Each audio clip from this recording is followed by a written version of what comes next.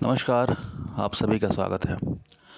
बच्चों, आज का जो टॉपिक है वो सब्जेक्ट रिलेटेड नहीं है, वो लाइफ को रिलेट करता है। ऑब्वियसली मेरी लाइफ को रिलेट करता है। सभी लोग अपनी अपना जो जीवन है अपने अपने हिसाब से, अपने अपने नियमों के हिसाब से ड्राइव करते हैं, जीते हैं। मैं भी करता हूँ।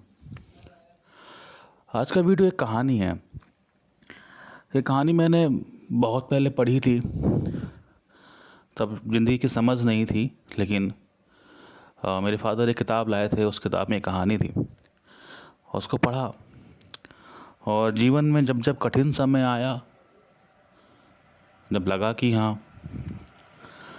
आपको अपने जीवन की धारा बदलनी है या एक धारा का चुनाव करना है, तब तब एक कहानी मेरे सामने आती है और कभी कभी हिम्मत मिलती है। तो बस मैं वो चाह रहा था कि ये कहानी मैं आपसे भी शेयर करूं। लाइफ के कुछ मौक़ों के लिए इंसान कुछ प्लान करता है, तो ये कहानी मैंने कुछ मौक़ों के लिए सोची थी कि जब कभी मुझे अपना लास्ट मैसेज किसी को देना होगा, तब ये मैसेज मैं किसी को दूंगा इस कहानी के रूप में। पता नहीं क्यों, लेकिन आज मुझे लग रहा है कि ये कहानी जो भी साथी यूट्यूब पे मुझे सुनते हैं visual arts, drawing and painting के टॉपिक्स को लेकर, अगर मन है तो सुनिएगा, अदरवाइज़ कोई बात नहीं है। कहानी क्या है, कहानी पे आते हैं। कहानी है सुनहरे हिरन की। ये हिरन रामायण का नहीं है, ये हिरन है महाभारत का। कहते हैं कि महाभारत की जो लड़ाई ख़त्म होती है और सम्राट युधिष्ठिर कौरवों को हरा के जो राजा बन जाते हैं, तो वो राजसूय यज्ञ करते हैं। राजसूय यज्ञ जब ख़त्म होता है तो यज्ञ के आखिरी दिन ब्राह्मणों को दान दिया जा रहा होता है। देश विदेश से बहुत सारे सन्यासी आते हैं, ब्राह्मण आते हैं, याचक आते हैं और सम्राट युधिष्ठिर उनको दान दे रहे होते हैं। भोजन हो रहा होता है, वहीं पे एक हिरन आता है। हिरन आधे सोने का होता है, आधा जैसे होता है वैसे होता है। और वो हिरन जाता है सम्राट युधिष्ठिर के सामने और उनको क्रॉस करते हुए, जहाँ पे भोजन की पत्तलें फेंकी होती हैं, जहाँ पे जूठन ब्राह्मण खा खा के डाल रहे होते हैं, वहाँ पे वो लौटने लगता है ज़मीन पे। सभी लोग अचरज में होते हैं कि भाई, हिरन तो प्राकृतिक रूप से जैसे होता है वैसे होता है, लेकिन ये हिरन कैसा है, ये तो आधा सोने का बना हुआ है। खैर, जो हिरन होता है वो मन भर के लौटता है वहाँ पे और बड़ा निराश होके वो जाने लगता है। तो सम्राट युधिष्ठिर उससे पूछते हैं कि हे आत्मा, आप कौन है, अपना परिचय दीजिए। अचरज होता है कि वो जो हिरन होता है वो मानव की वाणी में बोलता है कि हे सम्राट युधिष्ठिर, मैंने सुना था कि आपने धर्म की विजय करी है, आपने पापों का नाश किया है, आपने इस धरती से अन्याय का अंत किया है महाभारत की लड़ाई में, और आपने बड़ा पुण्य कमाया है। और पुण्य कमाने के पश्चात आपने यज्ञ किया है, और इस यज्ञ में दुनिया भर के याचक आए हैं और उसी याचना की श्रेणी में मैं भी था, और मैं अपने बाकी बचे हुए शरीर को सोने का करने के लिए आया था। तो युधिष्ठिर पूछते हैं कि महाराज, आपकी ये जो याचना थी क्या पूर्ण नहीं हुई? तो हिरन कहता है कि महाराज, मेरी मुक्ति का मार्ग यही था। मुझे साक्षात परम ब्रह्म ने ये कहा था कि जिस दिन मेरा बाकी बचा हुआ शरीर सोने का हो जाएगा, उस दिन मैं इस योनि से मुक्ति पा जाऊंगा। सम्राट युधिष्ठिर अचरज में पड़ जाते हैं, पूछते हैं महाराज मुझे बताइए कि बाकी का शरीर सोने का क्यों नहीं हुआ? तो वो हिरन बोलता है कि हे महाराज, जब मेरा ये आधा शरीर सोने का हुआ था, तब मुझे एक ब्राह्मण का पुण्य मिला था और मेरे अंदर मनुष्य की आवाज़ में बात करने की शक्ति आ गई, सोचने की शक्ति आ गई, समझने की शक्ति आ गई, लेकिन मैं पूर्ण नहीं था। और तब मैंने परम ब्रह्म से प्रार्थना की तो परम ब्रह्म ने कहा कि तुम्हारी जो मुक्ति होगी वो मुक्ति तब होगी जिस दिन तुम्हारा पूरा शरीर जो है सोने का हो जाएगा, और वो तब होगा जब तुम्हें इस ब्राह्मण के समान पुण्य करने वाला कोई जातक मिलेगा, वो अपने पुण्य का अंश आपको देगा। मैंने तारीफ सुनी थी और मुझे लगा कि आपने पुण्य अर्जित किया है, आपके पक्ष में तो साक्षात भगवान श्री कृष्ण थे, तो मैं इसी याचना के साथ में आया था। लेकिन मैं बहुत निराश हूँ क्योंकि मेरा जो बाकी शरीर है वो नहीं हुआ सोने का। तो युधिष्ठिर पूछते हैं कि महाराज मुझे कथा बताइए कि आपका ये जो आधा शरीर सोने का है वो हुआ कैसे। भगवान श्री कृष्ण मंद मंद वहीं पे खड़े मुस्कुरा रहे थे, वो सब देख रहे थे। हिरण बोलना शुरू करता है। वो बोलता है कि महाराज बहुत पुरानी बात है, सतयुग का समय है, और एक बार बहुत बड़ा अकाल पड़ा था, बहुत बड़ा अकाल। और उस अकाल में एक ब्राह्मण परिवार था, उसको कई दिनों से कुछ खाने को मिला नहीं था। घर में एक पत्नी थी, एक पुत्र था, एक पुत्री थी, और बड़े दिनों के बाद में उस ब्राह्मण को एक रोटी का टुकड़ा मिलता है दान में। वो आता है और सबसे पहले भगवान के अर्पण करता है उस रोटी को, और उस रोटी के 4 भाग करता है। एक अपना खाता है, रखता है अपने लिए, एक अपने पुत्र को, एक पुत्री को, एक वाइफ को देता है, पत्नी को देता है। 15-20 दिन बीत चुके थे। 15-20 दिन के बाद जो भूख लगी थी, उस भूख के बाद में एक रोटी नसीब हुई थी उन लोगों को। उसी समय एक याचक आता है ब्राह्मण की कुटिया के सामने, और वो याचना करता है कि हे ब्राह्मण देवता, मैंने बहुत दिनों से कुछ खाया नहीं है, कृपया आप मेरी जो भूख है उसको शांत करिए। ब्राह्मण ने अपना हिस्से का जो रोटी का टुकड़ा था 1/4 वो उस याचक को दे दिया। याचक खाता है, लेकिन उसकी भूख खत्म नहीं होती है।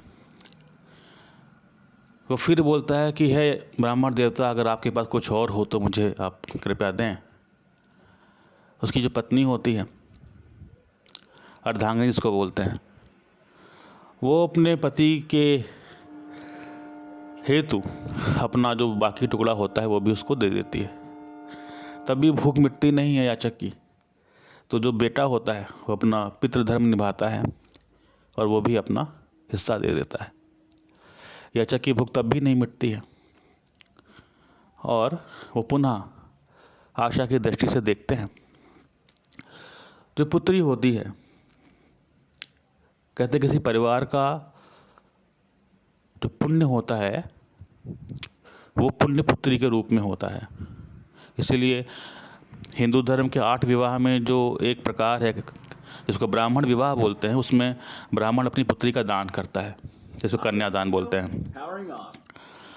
तो पुत्री भी अपना जो हिस्सा होती है वो उस याचक को दे देती है। याचक उस टुकड़े को भी खाता है, आखिरी टुकड़ा होता है। याचक प्रसन्न होता है और आशीर्वाद देता हुआ चला जाता है। 15-20 दिनों की भूख के बाद में रोटी का टुकड़ा मिला था, जिसके 4 टुकड़े हुए थे। चारों टुकड़े एक एक करके उस याचक के पास चले जाते हैं, और उस ब्राह्मण के पास कुछ नहीं बचता, उसके परिवार के पास में कुछ नहीं बचता। याचक ईश्वर को फिर भी धन्यवाद कहता है, और वो जो ब्राह्मण देवता थे उनकी पत्तल को कुटिया के पिछवाड़े डाल देता है और चला जाता है अपने कुटिया के अंदर, प्रभु का पुनः धन्यवाद करते हुए कि आज उसने एक पुण्य का काम किया। और उसके घर से एक ऐसा याचक जो आया था, जो भूखा था, वो खाली हाथ नहीं लौटा बल्कि खा के गया। मैं हिरण के रूप में ये सब घटना देख रहा था। मैं उस जूठी पत्तल के पास पहुंचता हूं और वहाँ पे लौटने लगता हूँ उस मिट्टी में, और लौटते ही मेरा जो शरीर है आधा ये सोने का हो जाता है, और मेरे अंदर आवाज़ आ जाती है। मैं मनुष्य की आवाज़ में बात करने लग जाता हूँ। मेरे अंदर ये जो परिवर्तन होता है, तो मैं परम ब्रह्म को पूछता हूँ कि हे ईश्वर, ये क्या हुआ, ये अचानक से मेरे भीतर परिवर्तन कैसे आ गया। तो ईश्वर मुझे बताते हैं कि तुमने हिरण योनि में जन्म तो लिया, लेकिन तुम्हें अभी अभी इस ब्राह्मण के पुण्य का अंश मिला है। ध्यान दीजिएगा, ब्राह्मण के पुण्य का अंश मिला है, पुण्य नहीं मिला, अंश मिला है। और उस अंश की इतनी ज़्यादा सामर्थ्य है कि उसने तुमको मानव की आवाज़ में बात करने का गुण दे दिया, उसने तुम्हें आधा सोने का कर दिया। तो वह हिरण पुनः प्रश्न करता है उस ईश्वर से कि हे बताइए परम ब्रह्म, मुझे ये बताएं आप कि मेरा बाकी शरीर सोने का कब होगा और कब मैं इस हिरण की योनि से मुक्ति पाऊंगा। तो ईश्वर परम ब्रह्म मुस्कुराते हैं और बोलते हैं कि जिस दिन तुम्हें इसी के समान दूसरा पुण्य का भाग मिल जाएगा, उस दिन तुम्हारी मुक्ति हो जाएगी। और तब से है महाराज युधिष्ठिर, मैं सतयुग से आज तक द्वापर त्रेता सब में मैं घूम रहा हूँ और उस हर इंसान के पास जाता हूँ जिसको ये संकल्प होता है, जिसके अंदर ये सामर्थ्य होता है, या वो ये प्रेडिक्ट करता है कि भाई मैंने बहुत पुण्य किया, मैंने बड़ा अच्छे काम किए और मैं जाके अपने बाकी बचे हुए शरीर को सोने के करने की कोशिश करता हूँ, लेकिन मैं निराश हो रहा हूँ। और हे महाराज, मुझे बड़ा दुख के साथ कहना पड़ रहा है कि इस युग में जिसके पक्ष में भगवान श्री कृष्ण स्वयं खड़े थे, जिसने 18 औक्षणी सेना को हराया है, जिसके पक्ष में महाराज अर्जुन, महाराज भीम जैसे लोग हैं, हे महाराज युधिष्ठिर, आप खुद धर्म के अवतार हैं, लेकिन माफ़ करिएगा, आपका पुण्य भी उस ब्राह्मण के पुण्य के समानता नहीं कर पाया और मैं यहाँ से भी निराश होकर लौट रहा हूँ। और ये बोलते हुए वो हिरण चला जाता है। युधिष्ठिर सोच में पड़ जाते हैं और उनको ये ज्ञान मिलता है कि ये जो राजसूय यज्ञ हमने किया, जिसको हम सत्य पे जीत मान रहे हैं, वो सब भी पर्याप्त नहीं था। कथा यहीं ख़त्म हो जाती है। इस पूरी कहानी में 3 कैरेक्टर हैं। एक ब्राह्मण है, जिसने विपरीत परिस्थितियों में भी अपने धर्म का निर्वहन किया, अपना दान किया। एक हिरण है, जिसने अलग अलग युगों में ट्रैवल किया, सतयुग, द्वापर, त्रेता। उसने उस ब्राह्मण के पुण्य का अंश लिया और वो अपूर्ण रहा और वो उस पूर्णता की तलाश में अभी भी सतत यात्रा कर रहा है। और एक वो युधिष्ठिर है महाराज, जिनको ये दंभ हो गया कि उन्होंने कौरवों का नाश करके इस धरती पे उपकार किया, उन्होंने धर्म का पालन किया, बहुत कुछ बहुत कुछ।